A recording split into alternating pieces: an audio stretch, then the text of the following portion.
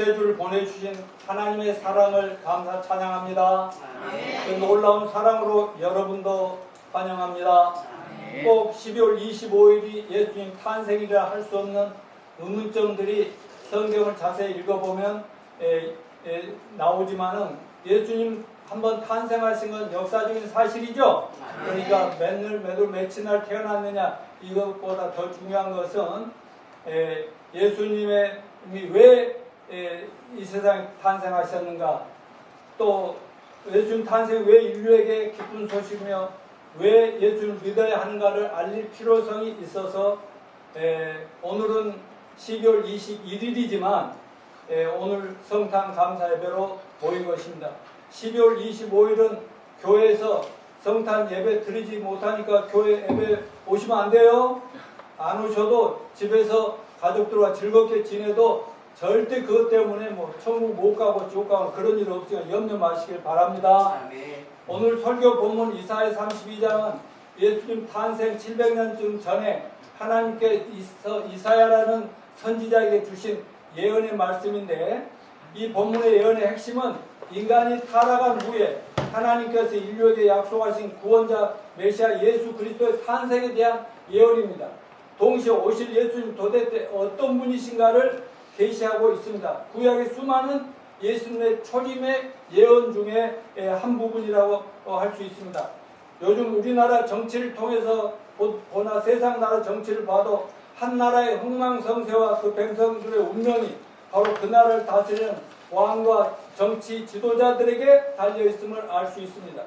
그런데 이사야 선지자는 나라와 민족을 살릴 수 있는 공의롭고 정의로운 한 왕이 오실 것이라고 오늘 본문을 예언합니다. 장차 한 왕이 와서 공평과 정의로 나라를 다스릴 것이요, 그와 함께 하는 모든 정치가들이 공평과 정의로 정치할 날이 올 것이라고 하나님의 백성들에게 놀라운 소망을 예언하고 있습니다. 오늘날 이런 나라는 없거든요. 이사야는 한 사람의 의로운 왕이 오심으로 국가와 백성들이 부흥하고 번영하고 소생하게 될 것을 예언합니다. 이 예언은 바로 타락한 온 인류를 구원할 이 구세주 예수 그리스도의 탄생, 즉 성탄의 예언이라는 것을 기억합시다. 신구약 성경을 보면 예수 그리스도는 세상에 몇 번 오시기로 되어 있죠? 2번 오시기로 되어 있죠. 초림과 재림이라고 합니다. 구약 성경에 초림과 재림의 예언이 수없이 기록되어 있는데 그 중에 109가지의 초림 예언이 문자적으로 다 성취되었어요. 그래서 예수 믿고 구원받은 우리 성도들은 당연히 이제 이 땅에 다시 오시기로 한 예수님 재림을 기다리면 되거든요. 그런데 오늘은 예수님 초림과 그분이 꼭 사람으로 오셔야 했던 이유와 오셔서 우리를 구원하기 위해서 어떤 일을 행하셨나 하는 걸 공부하고, 다음 주에는 예수의 초림과 재림을 중심으로 송년 한 해를 마무리하는 감사 예배를 드리도록 하겠습니다. 오늘 우리가 연구하고 있는 이 이사야 선지자 예언도 109가지 성취된 예언 중 하나인데, 이 세상에 한 분의 왕이 오실 건데 그분은 온 인류를 구원하실 메시아 구세주 그리스도라는 것입니다. 그러니까 2700년 전, 지금부터 2700년 이사야의 예언은 지금부터 언제 성취되었냐? 2000년 전 유대 땅 조그만 베들레헴 아기 마구간에서 아기 예수가 탄생함으로 성취되었습니다.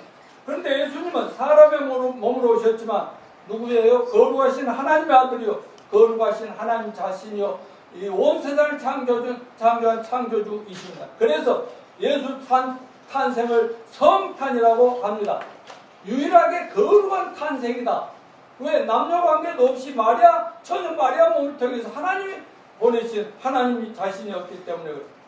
예수님이 탄생하신 날 하늘의 메시아 탄생을 알리는 별이 하늘에 나타났어요. 그런데 그 예수님 오실 것을 어떻게 알았는지 동방의 박사들이 그 하늘의 별이 뜨는 걸 보면서 드디어 이스라엘의 왕이 태어나지 않았나 하고 그 산 넘고 물 넘어서 바로 베들레헴까지 와서 아기 예수님께 정말 그 경배를 드리는 그 모습을 볼 수가 있습니다. 사랑하는 형제 자매 여러분, 2000년 전 저 유대 땅에 태어난 유대인의 왕이 우리들과 무슨 상관이 있기에 해마다 크리스마스만 되면 전 세계가 믿느냐 믿지 않는 자가 축복을 하고 즐거워하는 것일까요? 오늘 이사야 32장 본문을 통해서 예수님만이 인류에게 절실한 하나님의 축복과 선물들, 예수님이 아니시면 절대로 우리같이 타락한 인류를 저주와 멸망과 심판에서 구원할 방법이 없기 때문에 우리는 예수님의 탄생의 축복을 나누길 원합니다. 물론 수많은 인간들은 성탄절하면 성탄절 선물 주고받고 성탄 카드를 주고 하면서 오히려 믿지 않는 사람들이 또 성탄절을 너무 많이 이용을 하잖아요. 뭐 술집이나 영업집에서 성탄 추리를 하고 나르시는데 돈벌이의 수단으로서 오히려 이걸 이용하고 있지. 예수님이 왜 성탄의 의미가 진정으로 뭔가를 알지 못하는 사람이 많으니까 우리는 이 복음을 예수님이 오셔야 했던 이유들을 이 세상에 알리는 우리 모두가 되기를 바랍니다. 예언이 어떻게 성취되고 성탄의 주인공은 어떤 분이실까? 오늘 본문을 중심으로 예수님이 어떤 분이신가를 네 가지로 잠깐 이렇게 설명하도록 하겠습니다. 첫째, 예수 그리스도는 무엇이다? 광풍을 피하는 곳이 된다라고 했습니다. 오늘 보면 이사야 32장 1, 2절에 시작. 보라, 장차 한 왕이 의로 통치할 것이요. 여기서 광풍을, 그 사람은 예수님인데, 광풍은 태풍, 허리케인 같은 걸 말하는데 얼마나 무서운지 모르잖아요. 태풍 불면. 광풍은 모든 것을 파괴하는 무서운 힘을 지니고 있습니다. 오늘 보면 이사야 32장 성탄의 주인공이신 왕이신 예수 그리스도는 우리를 파괴하려고 불어닥치는 광풍을 피하게 해주는 피난처가 된다고 말씀하고 있습니다. 우리를 끊임없이 위협하는 인생의 광풍은 저 일본에서 계속 막 지진이 또 일어난다고 지난주 말씀드렸잖아요. 세상 곳곳에 일어난 기후위기와 비교할 수 없는 자연계 재앙이 될 뿐 아니라 우리 인생들의 마음속에 인생살이 속에도 무섭게 계속 일어나면서 우리를 파괴해가는 이런 광풍이 있습니다. 그럼 우리 인류의 삶을 휩쓸어가고 파괴하는 광풍은 어떤 것들이 있겠습니까? 첫째, 죄책이라고 하는 광풍입니다. 이것은 인간이라면 누구나 죄책감을 안고 살아가는 광풍입니다. 왜냐하면 로마 3장 23절에 뭐라고 그랬어요? 모든 사람이 죄를 범했기 때문에 죄책감의 광풍이 자기를 괴롭힙니다. 또한 로마 3장 10절에 의인 없나니 한 명도 없기 때문에 모두가 다 이 죄책의 광풍에 시달립니다. 사도 바울은 인간이 마음속에서 남들이 알건 모르는 자기 속에서 항상 일어난 죄책의 광풍에 대해서 이렇게 표현합니다. 로마 7장 22, 23절 같이 읽을까요? 시작. 내 속사람으로는 하나님의 법을 즐거워하되 내 지체 속에서 한 다른 법이 내 마음의 법과 싸워 내 몸속에 있는 죄의 법 아래로 나를 사로잡아 오는 것을 보는도다 라면서 나는 올바르게 살고 있는데 내 안에 있는 죄책감이 나를 계속 밑바닥으로 타락시키고 있다는 겁니다. 나를 쓰러뜨리기 위해 무서운 죄악의 광풍이 내 마음속에 시도 때도 없이 불어대고 있습니다. 이 세상에서 인간의 고통 중 우리가 저지르는 크고 작은 죄악과 그로 인한 죄책감의 고통이 가장 견디기 힘든 고통이라고 믿습니다. 이 죄와 죄책의 광풍을 그대로 막고 있으면 머지않아 비틀거리다 인간은 무너지고 망가지고 결국 죽게 됩니다. 저는 태어나서 어려서부터 착하게 훌륭하게 멋지게 훌륭한 지도자가 되고 싶었습니다. 아무리 가난하고 어려운 집에 태어났어. 구원받기 전에 다른 어떤 것보다도 고민이 없는데 어려움도 문제가 안 되는데 이 문제가 제게 가장 극심한 심각한 고민이고 불안이고 두려움이었습니다. 이 문제 때문에 제 인생에 아무리 내가 노력해도 비참하게 망가진 것처럼 느껴졌고 괴로웠고 그래서 더욱 진리를 찾기를 원했고 하나님 만나기를 원했고 막 내가 변화되기를 간절히 원했습니다. 그런데 오늘 본문은 2000년 전 아기 예수로 오신 예수 그리스도가 바로 이 죄와 죄책의 광풍에서 피할 수 있는 피난처가 되신다는 것입니다. 아멘입니까? 아멘. 저는 드디어 때가 되자 하나님 저를 불러주시고 예수님을 만남으로 구원을 받게 돼요. 청년 시절의 고민과 두려움이 완벽하게 해결되고 운명이 180도로 변화된 걸 인하여 하나님을 찬양합니다. 아멘. 그러므로 예수 그리스도의 탄생은 나 같은 아니 모든 죄인들이 들어야 될 최고의 축복의 메시지라고 저는 믿습니다. 아멘입니까? 자, 그러면 어떻게 그렇게 해방될 수가 있나요? 예수 그리스도께서 나와 여러분 전 인류의 죄악을 혼자 담당하시고 십자가에서 못 박혀 피 흘리심으로 저와 여러분 모든 죄를 다 청산해 주신 구세주이시기 때문입니다. 예수님 십자가에 못 박히실 때 우리의 모든 죄와 죄책을 짊어지시고 하나님으로 내리치는 무서운 심판의 광풍을 온몸으로 홀로 맞으면서 모든 죄인들의 죄악을 자기가 모두 끌어안고 다 속죄해 주시고 그래서 우리 같은 죄인들의 완벽한 피난처가 되어 주신 걸 감사합시다.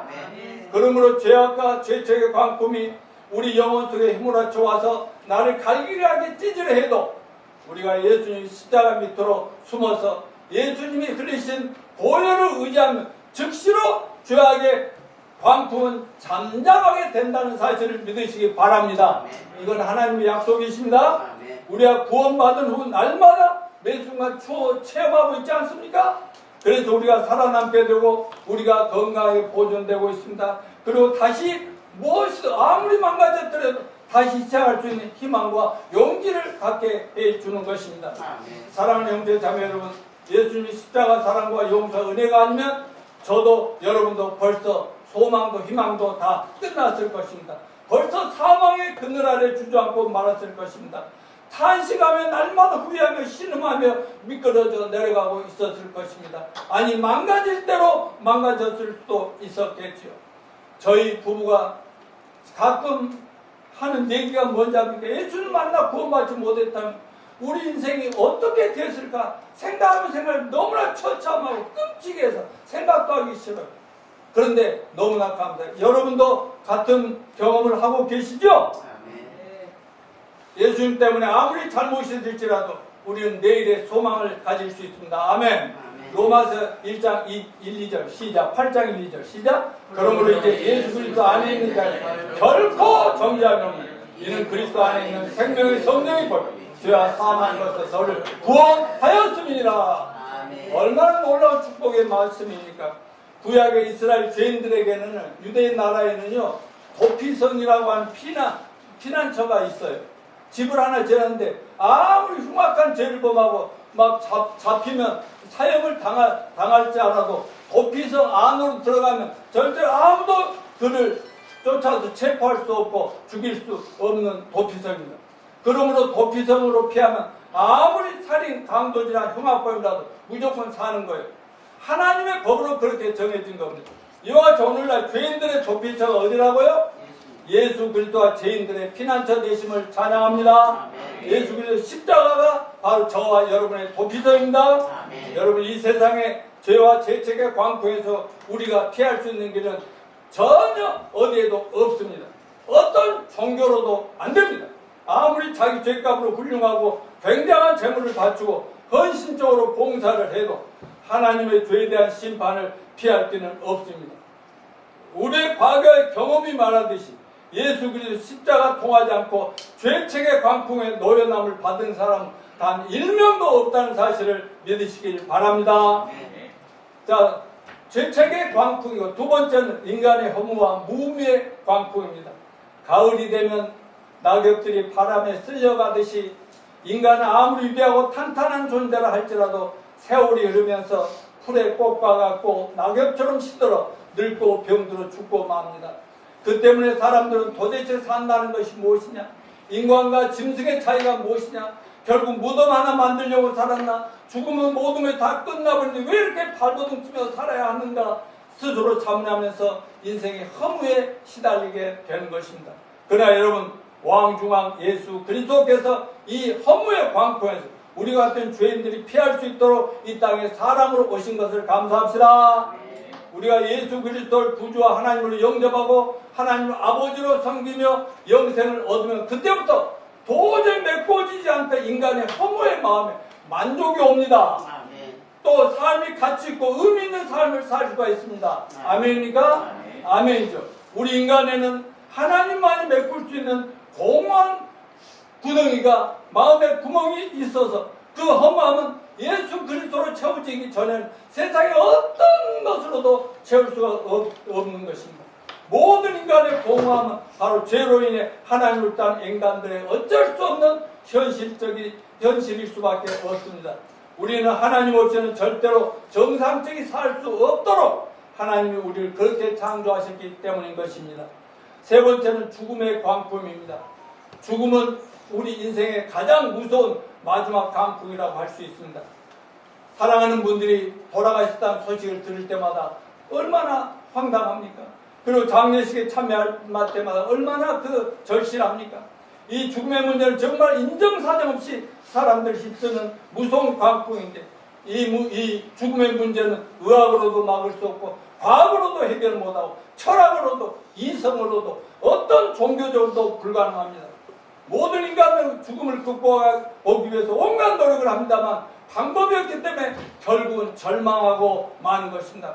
그걸 해결하기 위해 나름대로 종교들을 만들고 종교를 찾아가서 나름대로 경배와 기도를 드리고 어떤 사람은 출가도 하고 산속에서 평생을 자신의 죄악과 싸우기도 하고 각자 자신의 죄 문제를 해결해보자 온갖 선한 일, 사회적인 봉사, 인생의 어려운 인생을 돕는 좋은 일을 엄청 많이 하지만 해결은 절대로 안 된다는 것이 모든 분들의 고백입니다.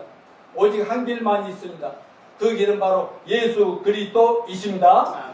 예수님께서 우리 죄를 대신 짊어지시고 십자가에서 죽으심으로 우리 죄값을 청산해줘 장사의 삶 안에 무덤을 열고 부활하심으로 죄의 싹신 죽음을 정복하였습니다. 할렐루야. 하나의 죄로 인해 분리된 하나님과 부자관계도 다시 딱 맺어주셨습니다.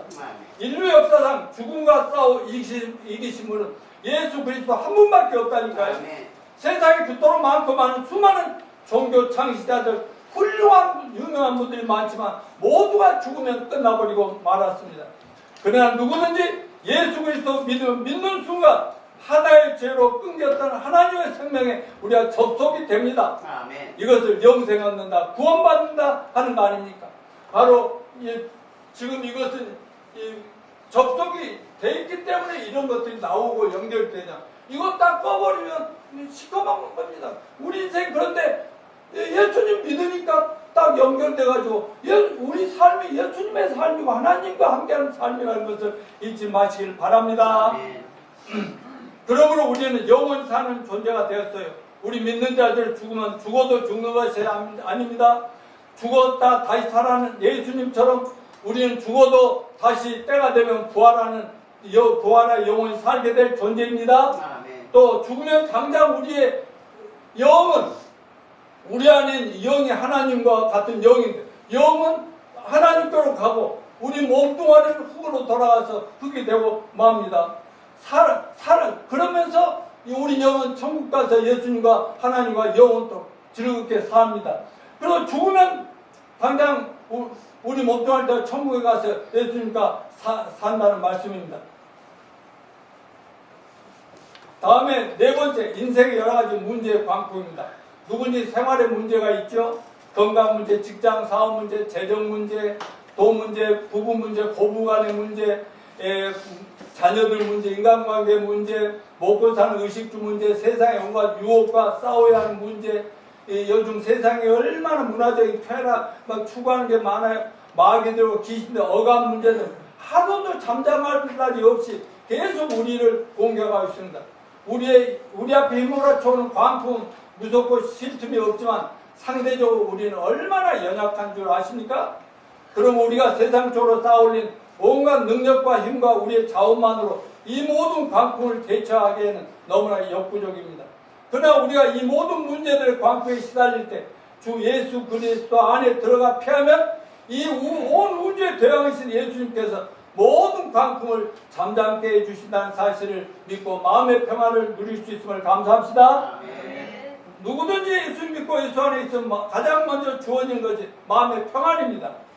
처음 교회에 나온 사람들이 대부분 하는 말은 뭐라는지 압니까? 아직 믿음이 없지만 왔더니 마음이 편안해지는 것 같아요. 예배 끝나고. 그런 사람 많잖아요. 또 눈물이 막 났어요. 뭔지 모르고 내가 왜 교회를 안 나오지? 못 나오지? 나는 왜 이렇게 죄가 많지? 이런 것 때문에 눈물이 나더라는 거죠. 그러면서 이제 차차 교회 다니다 구원받았는데, 제가 개인적으로 가까이 알고 지내는 전에 한동대 총장이고 지금 부산 외대 총장이신 장순은 총장님도 교회를 다니지 않았는데 청소년 중학교 때인가 친구 하나가 야 교회 한번 가보자 막 그렇게 해서 한번 따라갔는데 그날 바로 영특하신 분이었는데 그랬는지 자기 마음속에 저 어려서처럼 그랬는지 뭔가 그 갈망이 있었던 것 같아요. 허무감이 있었던 것 같아요. 그러다 예배를 드리고 찬양하고 설교를 듣고 나니까 아 예수님이구나 하고 막 그날부터 예수님 믿어버려가지고 막 친구들한테 교회 가자 교회 가자 막 고등학교 때 와서는 교회를 막 다니면서 전도를 많이 했고 그야말로 총장 노릇 하면서도 시도 때도 없이 복음을 전하는 그런 제가 존경하는 총장님이신 것을 감사합니다. 그러니까 사람들이 마음의 평안을 얻는다는 게 세상적인 방법이나 어떤 세상적인 것을 가지고는 절대로 우리 마음을 완벽하게 채워줄 수가 없다는 것은 수많은 사상가들, 철학자들도 다 그런 얘기를 하고 있습니다. 다만 예수님을 믿음으로 얻은 평안이 그냥 얻어지는 게 아니라 초자연적인, 지난주에 말씀드렸죠. 초자연적인 하나님의 축복이고 은혜라는 사실을 잊지 마시길 바랍니다. 내가 믿어야지, 믿어봐야지, 믿음 평안이 오겠지 해서 평안한 척 해야지. 아니요. 그냥 믿어지면서 평안이 오더라니까요. 2000년 전에 예수님이 지상에서 활동하실 때 제자들의 배를 타고 오는데 예수님 만나러 오는데 막 풍랑이 일어나죠. 배가 뒤집어지려면 미치고 앉아고 어쩔 줄 모르고 막 살다 발버둥 치는데 예수님이 그들을 기다리다가 잠잠하라 했더니 파도가 말씀 한마디에 잠잠해져 버린 이런 것입니다. 맞아요. 예수님 말씀 한마디로 자연을 뭐할 수 있고 예수님 자신도 바다 위를 걸어가면 베드로도 저도 좀 걷게 해주십시오. 여기 와라 하니까 예수님이 그 바다도 좌지우지하고 계셨다는 얘기 아닙니까? 예수님께서 오늘날 예수님은 자연계뿐 아니라 우리 정신계, 영계, 광풍을 잠잠케 하시는 우리의 통치자이심을 믿읍시다. 예수님께서 오늘날 우리에게 심령에 몰아치는 죄책의 광풍, 허무와 무미의 광풍, 죽음의 광풍, 우리 삶의 모든 광풍을 잠잠케 해주시는 우주의 대왕이심을 믿으시길 바랍니다. 여러분 그동안 살아오시면서 셀 수 없이 많은 인생의 여러 가지 광풍을 만나고 또 힘드신 경험을 하셨죠. 혹시 요즘도 남몰래 힘들게 살며 여러 가지 광풍에 시달리십니까? 두렵습니까? 만일 그렇다면 무조건 주여 나를 도우소서 하고 주님 앞에 무릎 꿇고 기도하면서 주님께 모든 문제를 맡기시길 바랍니다. 예수 그리스도가 유일하고 가장 안전한 피난처임을 믿으시기 바랍니다. 그리고 예수님께로 피하시기 바랍니다. 이미 예수님께 어려움이 닥치면 피하고 있다고요? 잘했어요. 다 같이 잘했어요. 영자 자매님도 뭐 부족할 게 없는 삶을 산다면서요. 그래도 순간순간 어려움이 온다면서요. 그게 사람이죠. 그래도 예수님께 누구께 피한다고요? 예수님께 피한다. 잘했어요. 그럼 아무리 힘들고 어려운 일이 닥쳐도 예수님만을 의지함으로 마음의 평안과 모든 문제가 해결을 체험하면서 날마다 순간마다 믿음으로 살아갑시다. 자, 두 번째, 예수 그리스도는 폭우를 가리우는 곳이 된다. 본문 2절에 폭풍우를 가리우는 것과 같을 것이므로 여러분 광풍이나 허리케인 등은 폭풍은 폭우를 수반합니다. 막 바람 광풍은 비가 쏟아지게 만든다니까. 우리 인생에 휘몰아치는 광풍은 결국 폭우를 수반합니다. 폭우는 하늘에서 쏟아지는 거죠. 하나님의 심판을 뜻하고 있습니다. 심판은 언제나 우리의 불신과 불의와 부정과 부패, 죄악에 대한 공의로우신 하나님의 응징이라는 사실을 잊지 마십시다. 죄에 대한 하나님의 심판은 매우 더딘 것 같지만 반드시 때가 되면 임합니다. 이 땅에서만 잘못된 일에 대한 징계와 심판이 끝나는 게 아니라 결국은 이 세상에서 자기는 잘 숨기고 잘 통과해 왔다고 생각하지만 죽은 다음에 심판은 저희 끝까지 쫓아와서 모든 죄가 다 드러나게 되고 심판을 받는다. 히브리서 9장 27절 뭐라고 그랬어요? 시작. 한 번 죽으면 사람에게 정하시면 그 후에는 심판이 있으리. 자, 하나님의 심판은 세 가지로 볼 수 있어요. 첫째, 현재적인 심판입니다. 시편 1편 40절 시작. 악인은 그렇지 않으면 오직 바람이 나는 겨와 같다. 그러므로 악인은 심판을 견디지 못하며 죄인이 은혜의 행정에 들지 못하며 대저 의인의 길은 여호와께서 인정하시나 악인의 길은 망하리로다. 아멘. 여러분, 한국 역사나 세계 역사를 보더라도 폭군이나 잔인한 독재자이나 하나님을 대적한 왕들 반드시 하나님의 심판으로 그 생명이 끝나고 또한 그들의 나라마저도 망하게 되는 것을 우리는 오랜 인류 역사 속에서 얼마든지 봤어요. 수많은 제국들이 막 자기들이 신이나 되고자 하다 다 망했잖아요. 그리고 새로운 나라가 생기고.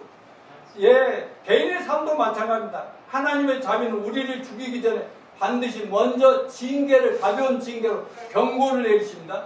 우리의 불신앙과 불의와 죄악에 대한 대가를 지불케 하심으로 우리의 회개와 변화를 촉구하십니다.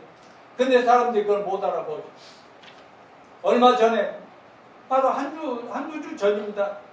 유명한 사람들의 과거의 잘못과 비리들이 막 드러나 까발려지는 그런 일이 많이 있는데, 특별히 여러분 박나래라고 아십니까?